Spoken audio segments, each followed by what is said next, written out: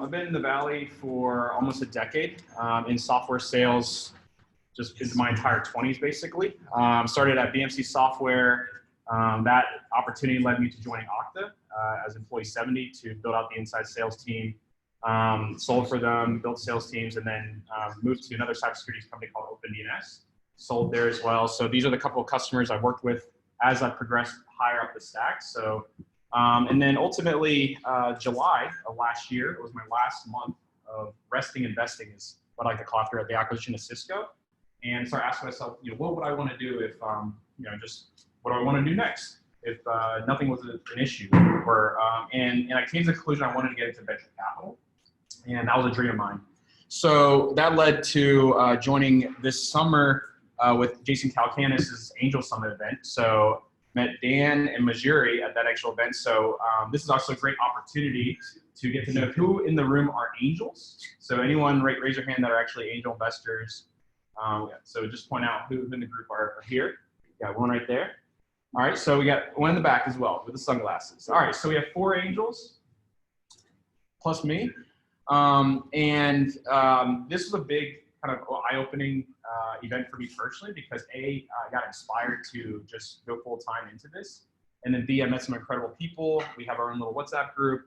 And also had a chance to meet my mentor, Tom Williams, who is one of the top syndicators on Angels List. You've been on that platform before, but he's deployed 8 figures of capital last year without a fund. And he's taken me under his wing to, I'm basically his venture partner. I find great entrepreneurs, I bring it to him, he helps me evaluate the opportunity, and then we co-invest together.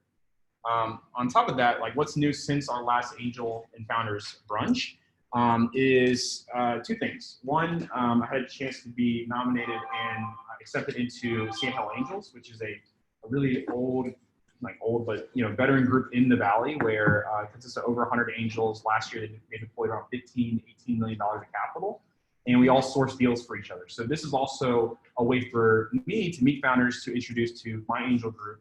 And then through that group, I became a limited partner in a venture fund called 8 Capital. So it's a new fund, about a $30 million fund, seed stage. So again, it's another opportunity for me to introduce founders to capital. So just kind of want to give you an idea of who I am, what I've been doing, what I'm committed to. And ultimately, my mission is to help founders impact the world. That's kind of like what my core mantra is. So this led to this new idea that I'm working on for 2020. And you're going to have a chance to be part of it today. So basically, I realized that the more founders I'm helping with, whether it's raising their Series A, helping with their pitch deck, or really a lot of different companies from 0 customers to 2 million ARR, helping with their actual sales, just helping them lift their sales process. I realized that there is a huge need around sales. At the end of the day, if you want to fundraise, you want to recruit, you want to sell your first customer, it's all down to sales. And a lot of the great founders have this nailed down and they're already off to the races. But then there's a whole bunch of folks that are starting out that just don't have this superpower. And what I realize is I think a great way for me to contribute to the community is to capture this content, put it up to the cloud, and share it with everybody in return for a pitch deck. That's the irresistible offer. Is I'm going to teach enterprise sales for founders and sales mindset, sales training, and it's going to be just that. That's it. That's my irresistible offer, right? So what we're going to do today, so this is the format. I usually teach something. So the past 4 events, I've always taught something related to sales or fundraising. Today, we're going to cover Founder Sales 101, which means you're a founder, you're a co-founder, you have 0 customers, you have 0 employees. This is the stage of what we're talking about today. So I think the first thing to think about is if you're going into the sales, just think about sales, the word sales, right? It creates sometimes anxiety for people, limiting beliefs, especially among, I think the first thing I think of is, what if I'm an introvert, right? I think of most founders are technical product focused. This is something they avoid. And a lot of founders I talk to, the more money that's being invested, the more product is actually being built, but not necessarily anything on the sales related side. So what are the limiting beliefs that you might have around it, and get present to that inner voice within yourself? You're like, oh my God, I have an inner voice. Well, yeah, you do. You talk to yourself without even realizing it. What is that saying? And the first thing I think of is I'm an introvert, because most product people, technical people, I see them as introverted in nature. And I think that's the first thing to think of is like, oh my God, you know, I'm an introvert. I'm not meant to be in sales. But I want to share this one story. This is my original sales team at Okta. When I was brought in, they let go of the 2 SDRs, and I start from scratch and rebuilt the entire team. And this is my initial core team. I highlighted 4 out of the 7 group because that's who I consider in the group introverted by their nature. And when I look back a decade or 6 years later, 3 of them are still selling in enterprise sales. So what I've learned is in a technical solution consultative type of sell, introverts actually do extremely outperform the extroverts. And a key reason is this right here.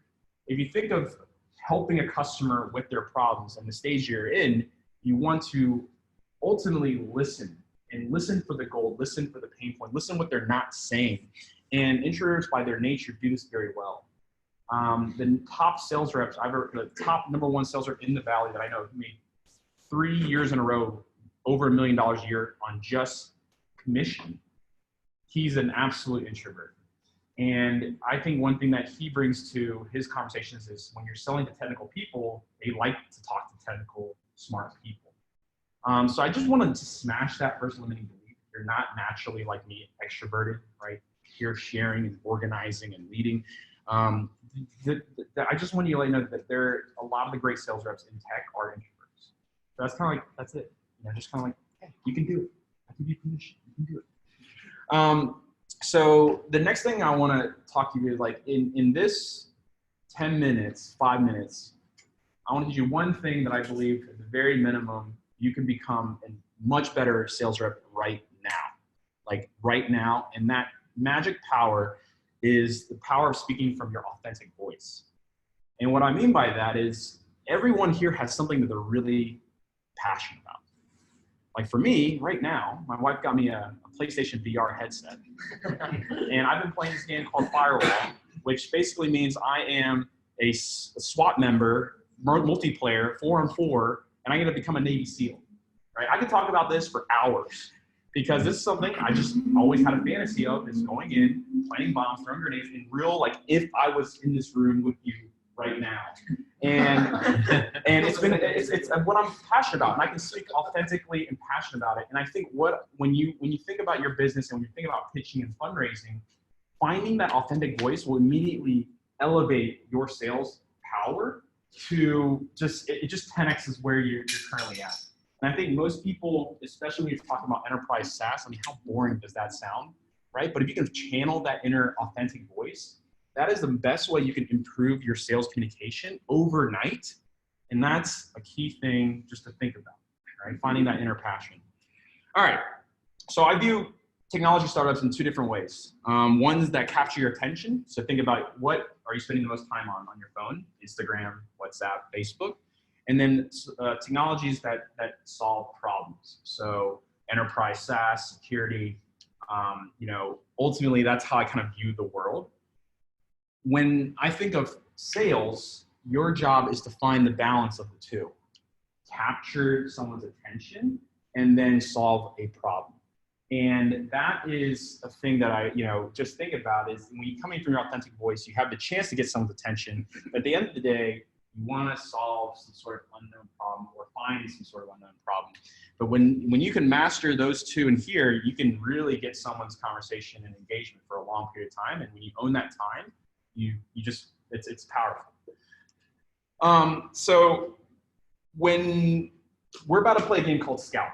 So what is that? So I knight you all as VC scouts. What that means is most of the people here are founders, and you all have an idea and something you're working on. And you have an opportunity to pitch what is it that you do and how you do it and the problem that you're solving, get people excited. So the game though, and I think this comes from talking to many, many founders, and specifically I had a conversation this week at the Creamery, and it took me 30 minutes before I understood what the heck they really do.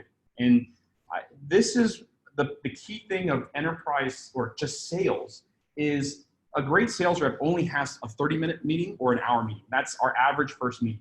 And it's what you do in that meeting, that time you have, that differentiates you from any other salesperson.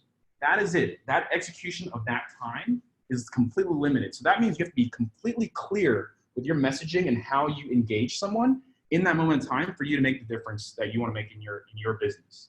So what that means is, this is I like to look at it when you do a pitch. Your job is to just raise the engagement and earn the right to ask the questions that you need to ask, to find the goal, to find the problems, to find what you need to get. So at the end of the day, you need to be able to communicate your problem, the insight, and the magic sauce that you do in a very short amount of time. And that's the game. I think the game for everyone here is speak from your authentic voice, communicate clearly what you're doing in a very short time frame, because your job is to capture people's attention and earn that right for a follow-up conversation. That's the game. And I think what I want to share with you is some insight into the venture capital fundraising, because a lot of times founders think, oh my God, what if I landed my first $3 million seed? And my job here is to help qualify time. At the end of the day, what do great sales reps do? They make sure they're working on the right opportunities and spending the right time closing the deals that are going to close this quarter or soon. And that's what we do for a living. That's how we survive. That's how we bring in the deals in time. And I want to transfer that mindset to you. Is I want you to qualify. Do you have an opportunity that you can actually close in time? And the truth about venture capital fundraising is this. The really good ones, they have to go for these big moonshots, these big 100, 1000x. I know everyone's like, oh yeah, no shit, Irwin. But I want to re-emphasize that, because this determines where you're going to spend your time fundraising. Is ultimately, I want to make sure you guys are realizing, hey, do I need to spend more time fundraising, or do I need to spend more time selling and closing deals? Because you might not have a venture business, but you might have a great business. And you need to tailor your time accordingly so that you're not spinning wheels chasing the VC money because you think it's easy and it's able to be big checks right away. But if I want you to qualify, hey, look, am I a VC type of scale business? And if it is, great, talk to me, right? But if not, go out and sell. Go out and get in front of your customers and give your chance to pre-sell what you have. Because at the end of the day, I did a Series A raise with a company that was bootstrapped from 115,000 angel money to 3.5 million in ARR. And my thesis was, oh my God, this company can get meetings. And I was right. We were able to get VC meetings to some of the top tier. We've got meetings with Excel, with Andreessen, with Bessemer, some of the best brand names in the Valley and in New York.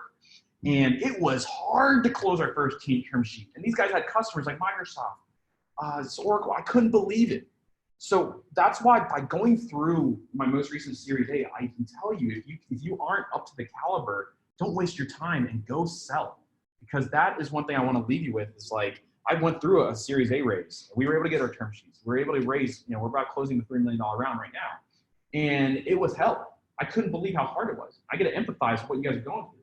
So that's why I just want to just re-emphasize this message. It's not easy. It's easy. I think it's easier to close business, in my personal opinion, than raising some venture capital, depending on your idea and team, et cetera, et cetera. All right.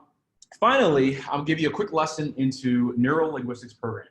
So this is something I was blessed with learning about at an early age, and it's selling. It's understanding human psychology at the end of the day. But one of the things that I think most people they miss is what you've been hearing from me. My voice is auditory.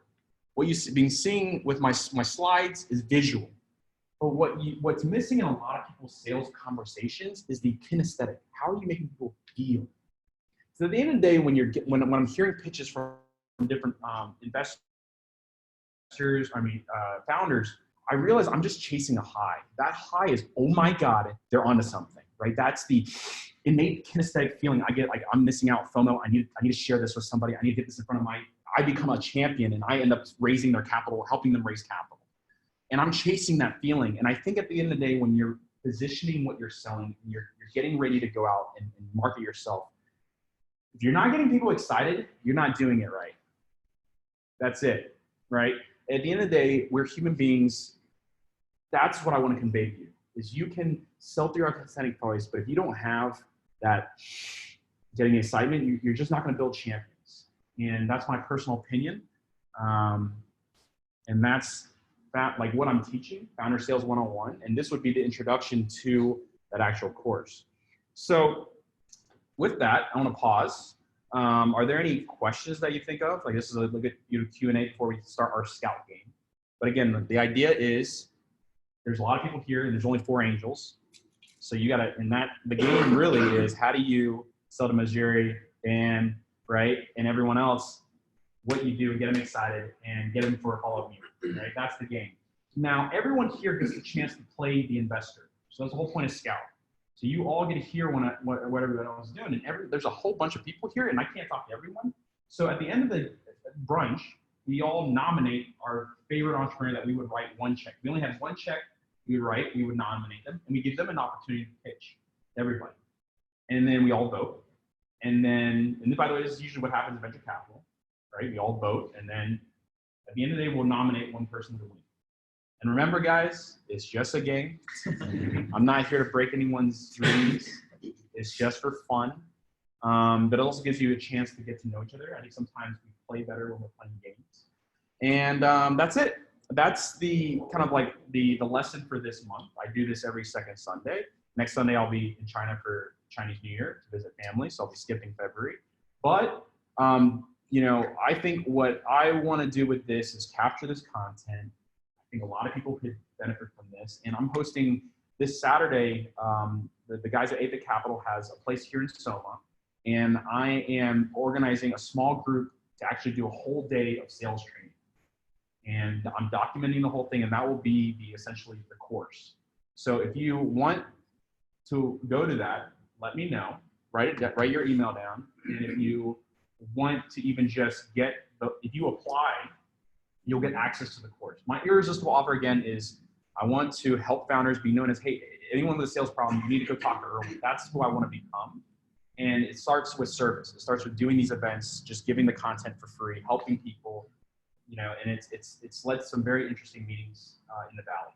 So that's it. Are there any sales fundraising related questions that anyone's dying to ask me? Because this is the time to do it. And I would like to have that opportunity to share with other people in this room. Anyone? If not, yep. How many pitches did you make before you raised the first capital? Like, what is the quote? I think 15. What is there's an asterisk next to my name because I was teeing up net new relationships. He had existing Seattle relationships. So that term sheet came from his existing relationships.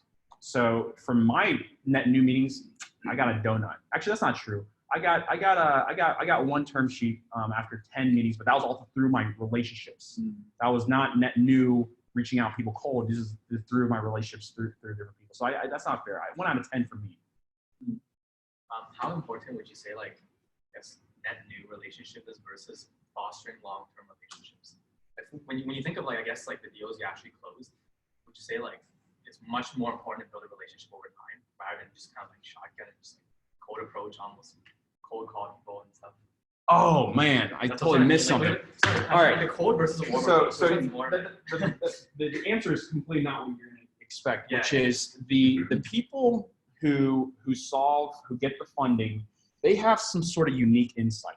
They have some sort of unique way of solving a problem, and that's why I think insight and what is your magic sauce. We're looking for something like, oh my God, this is revolutionary. This is like so different. They have that. So regardless of hot, cold, like, it doesn't matter because we're looking for talent. I look at like Silicon Valley is a lot like Hollywood where we're trying to find the undiscovered talent, and the discovered talent are already going to have connections, and I miss out on that, right? But the idea is like, that's why I think personally, if you want to create a great enterprise company, you need a great enterprise insight. So you need to be in the business somehow finding what is the problem and solution that no one really has and solving it. And those people usually get funded very quickly. Whereas if you're coming in with like a better idea, a better way of doing things, it's just not 100xable. So you get a 10x better solution. It basically, in my personal belief, I think in the Valley, you know, there's consensus and non-consensus, right? The non-consensus ones is like where I start paying attention, like, okay, this is like, then it becomes, can the team actually execute it? So a lot of times I think the best thing you can do as is build that skill set. Are you the founder that can actually create or recruit the talent that's like, oh my gosh, this team can build anything? I think a lot of times founders don't have enough of the technical execution, and if they do, they don't have enough of the sales execution. So it's like building all these different skill sets to become that team to be like, oh my god, this team will go do something. And I think those are the teams that get funded the fastest. So it sounds kind of like a pre-sale thing before actually going and talking. You kind of prepare all of these assets and everything. Well, I think sometimes people have insights, or people like I'll give you an example. The Zoom guy, Eric. Web conferencing is not new. Yeah.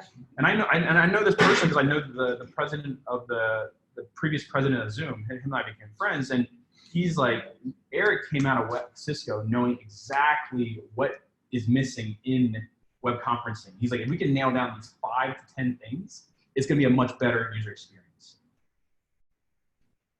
That's insight. I see. That's the magic sauce. He had it, right? Just like deep diving and really understanding the real problems. Right. Or having that. And clarity is power. It's like people who have like, boom, boom, boom. If we solve these 5 problems in web conferencing, it's going to be a big company. Well, he's right, right? So it's that clarity. And I think a lot of times people who don't have insight into those problems, they aren't clear with the solution, and therefore they can't inspire an investor or people to join them because they just don't have that insight or the magic solution. And that is the ultimate part of this game, in my opinion. All right.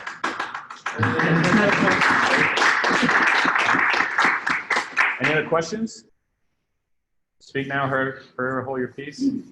All right, so the game of Scout begins now. We usually end around, let's just do an hour, 12:30, and then we'll kind of rally everybody and give everyone a chance to kind of find and nominate. So that's kind of the game, is everyone here is scouts, not just the angels. Talk to different founders. You might not, there's a couple guys here I want to shout out. There's Blockchain Accelerator. So Adam, raise your hand. So like, there's some guys who found out about this event. If you're in blockchain space, you definitely want to talk to him. There's a lot of great people here, and that's it. Enjoy brunch. It's really casual. All right, thanks guys. Appreciate it.